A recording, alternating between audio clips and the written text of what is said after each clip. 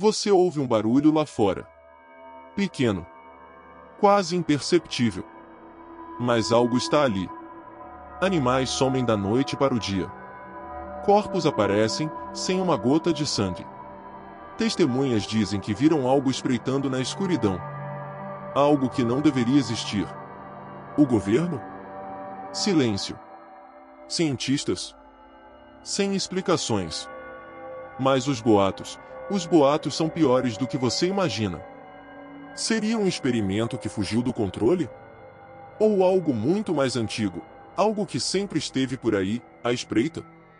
E se eu dissesse que existem provas? Mas cuidado, eles não querem que você descubra a verdade. As primeiras aparições. Era uma noite abafada em 1995, no coração de Porto Rico.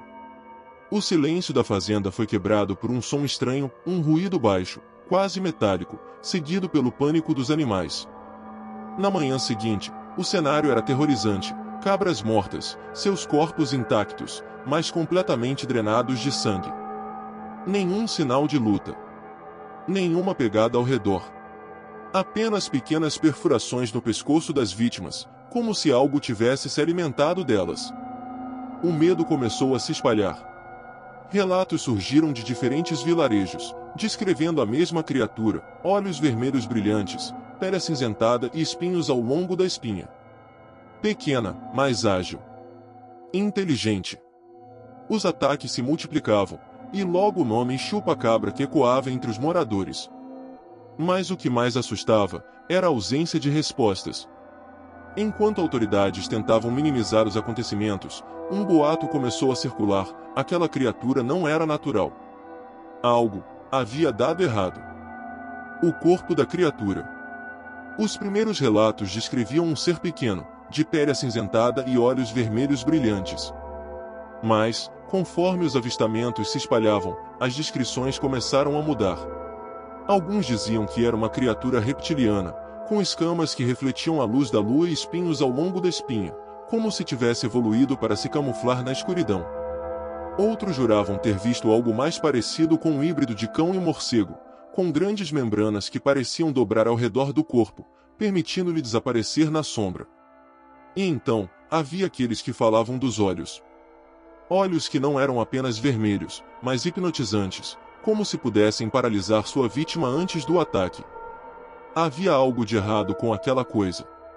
Parecia mais que um animal selvagem. Tinha um propósito. Mas o detalhe mais aterrorizante não estava na aparência. Era o método de ataque. O chupa-cabra não despedaçava suas vítimas, não deixava rastros de luta, nem dilacerava como um predador comum. Ele drenava o sangue. Perfurações precisas, geralmente 3 buracos pequenos, feitos com uma precisão cirúrgica. Sem sinais de violência, sem carne rasgada, apenas corpos pálidos, esvaziados. Veterinários que analisaram os cadáveres de animais mortos relataram algo assustador: não havia explicação natural para aquilo. Nenhum predador conhecido matava daquele jeito. As perfurações não pareciam marcas de mordida, e não havia vestígios de sangue ao redor dos corpos. Como se ele soubesse exatamente onde atacar. Isso levou muitos a se perguntarem: seria o chupa-cabra apenas um predador desconhecido? Ou algo muito mais inteligente do que estamos preparados para aceitar? Os pesquisadores começaram a traçar padrões nos ataques e perceberam algo ainda mais estranho. Enquanto os ataques se espalhavam, algo chamava atenção: as regiões atingidas tinham um padrão. Bases militares, laboratórios isolados, áreas onde supostamente pesquisas biológicas estavam em andamento. Coincidência? Ou algo estava fugindo do controle? Alguns moradores de Porto Rico, onde os primeiros relatos surgiram, afirmavam que antes do primeiro ataque algo estranho aconteceu: helicópteros negros sem identificação sobrevoaram a área. Não havia notícias de exercícios militares, e os oficiais locais evitavam perguntas. Dias depois, os primeiros animais mortos apareceram. E então surgiram os rumores. Testemunhas falavam de laboratórios secretos conduzindo experimentos genéticos em sigilo. Algumas teorias sugeriam que o chupa-cabra não era uma criatura natural, mas um erro de laboratório. Algo criado, modificado, ou talvez algo que nunca deveria ter existido. O mais assustador? Um ex-funcionário de uma instalação biológica do governo disse, em uma entrevista anônima, que o experimento escapou. Segundo ele, o objetivo era desenvolver um organismo resistente a doenças, capaz de sobreviver em ambientes hostis, possivelmente até em guerras biológicas. Mas algo deu errado. Muito errado. A criatura era mais forte do que deveriam ter permitido. Mais inteligente do que haviam previsto. E, acima de tudo, não deveria estar solta. Mas se isso fosse verdade, por que ninguém admitia? Talvez porque a verdade fosse pior do que qualquer teoria. Porque, se o chupa-cabra não era fruto de uma mutação genética descontrolada, então o que explicava sua fome insaciável por sangue? A resposta podia estar em relatos ainda mais antigos. Nem tudo pode ser explicado pela ciência. Às vezes, as respostas estão enterradas nas sombras da história, e nos rituais daqueles que nunca deveriam ter sido descobertos. Enquanto autoridades buscavam justificativas biológicas, outros começaram a olhar para o passado. Em algumas regiões da América Latina, havia registros antigos de criaturas semelhantes ao chupa-cabra. Textos esquecidos, gravuras em cavernas, sussurros de anciãos que falavam sobre o devorador de sangue. Os paralelos eram perturbadores. Em certas culturas, existiam cultos que invocavam seres sedentos por vida. Entidades que exigiam oferendas, e que castigavam aqueles que se recusavam a entregar sacrifícios. Em Porto Rico, uma vila isolada relatou algo aterrador. Antes dos primeiros ataques, estranhos rituais começaram a acontecer nas florestas. Fogos eram vistos na escuridão, e vozes murmuravam em línguas desconhecidas. Alguns acreditavam que alguém tentou trazer algo de volta. Mas se isso fosse verdade, o que exatamente eles estavam chamando? Seria o chupa-cabra uma entidade ancestral, despertada por cultos obscuros? Ou pior, e se ele nunca tivesse desaparecido? Talvez as marcas nos animais não fossem apenas sinais de fome. Talvez fossem marcas de algo muito mais ritualístico. Como se cada ataque fosse parte de um propósito maior. E se isso fosse verdade, então o pior ainda estava por vir. Porque algumas lendas dizem que quando o sangue é suficiente, a criatura não se contenta mais com animais. Casos fora da América Latina. Se o chupa-cabra fosse apenas um monstro regional, um pesadelo folclórico restrito às florestas da América Latina, talvez houvesse um alívio. Um limite. Mas o horror não respeita fronteiras. Ele se espalha como uma sombra faminta. Nos anos 2000, algo estranho começou a acontecer nos Estados Unidos. Fazendas no Texas e no Novo México relataram ataques idênticos aos registrados em Porto Rico e México. Gado encontrado sem uma gota de sangue, com cortes precisos e misteriosos. No Arizona, um xerife local encontrou uma criatura morta à beira da estrada, pele cinzenta, dentes afiados e olhos vazios. Os exames revelaram que o animal não correspondia a nenhuma espécie conhecida. E então, os relatos foram ainda mais longe. Rússia, Filipinas, Japão. Criadores de cabras e ovelhas começaram a relatar animais mortos da mesma forma, sempre sob um manto de mistério. Na Índia, fazendeiros aterrorizados afirmavam que alguma coisa rondava suas terras à noite, algo que nunca deixava pegadas, apenas corpos drenados. A ciência dizia que podia ser um caso de histeria coletiva.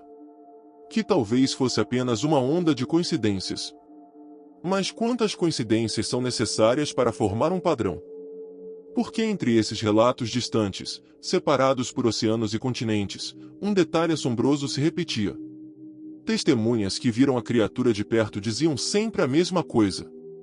Os olhos eram vermelhos. O que quer que o chupa-cabra seja, ele não está preso a um único lugar. Se ele chegou tão longe, significa que ele pode estar em qualquer lugar. E talvez o pior ainda esteja por vir, porque alguns pesquisadores começaram a levantar uma teoria muito mais perturbadora. E se o chupa-cabra não fosse apenas uma criatura misteriosa, mas algo que nunca deveria existir? Durante anos, os ataques do chupa-cabra foram tratados como eventos isolados. Relatos de fazendeiros assustados, cientistas céticos e jornalistas curiosos. Mas então veio o relato que fez até os céticos prenderem a respiração. Era uma noite abafada em um vilarejo remoto na Colômbia. Miguel Araya, um criador de cabras de 57 anos, estava acostumado a ouvir ruídos estranhos da mata. Lobos, coiotes, a natureza sempre se movia na escuridão. Mas naquela noite, o silêncio era absoluto. Como se o mundo prendesse a respiração. Então, ele viu uma silhueta baixa e esguia, espreitando perto do cercado. Os olhos, 2 faróis vermelhos brilhando na escuridão. O coração de Miguel disparou, mas ele não correu. Não piscou. E foi aí que a coisa se moveu. Não era um lobo, nem um coiote. Era algo diferente. A pele parecia de couro queimado, os membros eram longos e finos, e as costas tinham espinhos. Miguel pegou o facão e se aproximou, mas antes que pudesse reagir, a criatura virou a cabeça. E então ele percebeu. Ela não virou o corpo junto. O pescoço parecia se torcer de forma impossível, os olhos brilhando como brasas vivas. Miguel congelou. E a coisa sorriu. O resto da noite foi um borrão de gritos, galhos quebrando e um desespero indescritível. Quando o sol nasceu, as cabras estavam mortas. Não havia pegadas. Não havia rastros de sangue. Somente os corpos secos e um cheiro de ferro no ar. Esse relato não era como os outros. Não era apenas um caso de animais mortos ou sombras da mata. Dessa vez, alguém olhou nos olhos do monstro.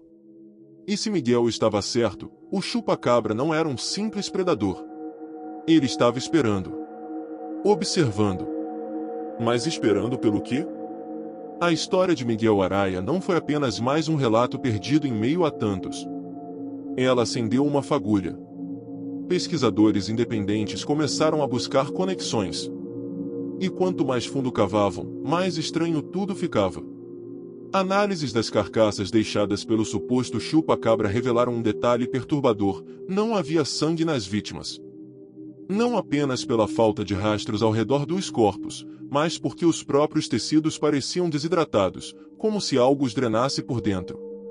Essa descoberta levantou uma hipótese aterrorizante. E se o chupa-cabra não apenas matasse, mas consumisse suas presas de uma forma que a ciência ainda não compreendia? As teorias se multiplicaram. Alguns apontavam para um experimento genético fora de controle, algo criado em laboratório e depois descartado no mundo como um segredo sujo que ninguém poderia descobrir. Outros sugeriam uma origem muito mais antiga e sombria, algo que existia desde antes dos homens aprenderem a temer a escuridão. Mas então, surgiu um documento vazado. Um relatório militar secreto, com registros de uma operação na década de 90. A missão? Conter algo que nunca deveria ter sido solto. Testemunhas? Todas desaparecidas. E um nome? El Diablo de La Noche. Mas o que exatamente os militares encontraram? Uma fera vinda das sombras? Um experimento que deu errado?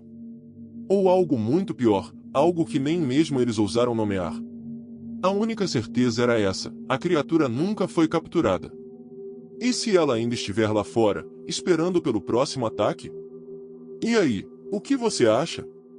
O chupa-cabra é fruto de um experimento sombrio ou algo muito mais antigo e maligno? Olhos, comenta aqui embaixo a sua teoria.